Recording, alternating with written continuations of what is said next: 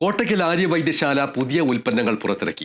11 പുതിയ ഉൽപ്പന്നങ്ങളാണ് പുറത്തിറക്കിയതെന്ന് Kottakkal Aryavaidyasala CEO K Harikumar, managing trustee P Madhavankutty Warrier എന്നിവർ പറഞ്ഞു. Skin segment, hair segment, baby segment എന്നിവയ്ക്കായുള്ള ഉൽപ്പന്നങ്ങളാണ് വിപണിയിൽ ഇറക്കിയിരിക്കുന്നത്.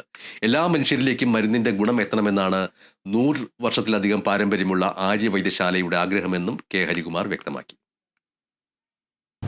ആര്യവൈദ്യശാലയെക്കുറിച്ചിട്ട് കേരളത്തിന് പ്രത്യേകിച്ചൊരു പരിചയപ്പെടുത്തലിൻ്റെ ആവശ്യമില്ല.